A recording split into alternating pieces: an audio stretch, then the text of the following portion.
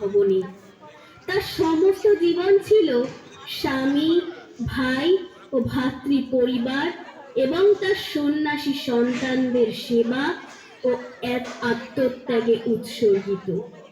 শ্রীরামকৃষ্ণের শিষ্যগণ তাকে আপন জননীর আসনে বসাতেন। গুরুর প্রয়াণের পর উপদেশ ও উৎসাহ লাভের আশায় ছুটে আসছেন তার কাছে।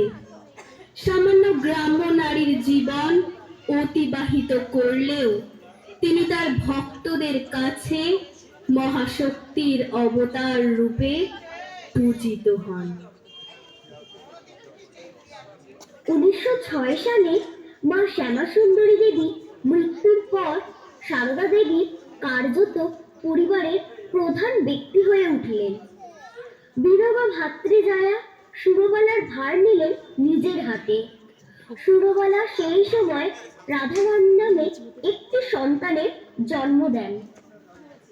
সে বালিকা ছিল, এক গুণে এবং মানসিক বিকারগ্রস্ত। তাকে নিয়ে দুশ্চিন্তার অন্ত ছিল না সারদা দেবী।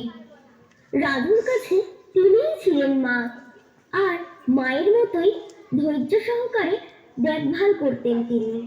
শ্রী রামকৃষ্ণ স্বয়ং তাকে নির্দেশ দিয়েছিলেন নিজের প্রয়াণের পর রামকৃষ্ণ আন্দোলন চালিয়ে নিয়ে যাওয়ার, এবং ভক্তদের বলেছিলেন শ্রী রামকৃষ্ণ ও সারদা দেবীর সত্তায় কোনো পার্থক্য না করতে। তাই ভক্তরা তাকে আদ্যা শক্তিরূপে বন্দনা করে।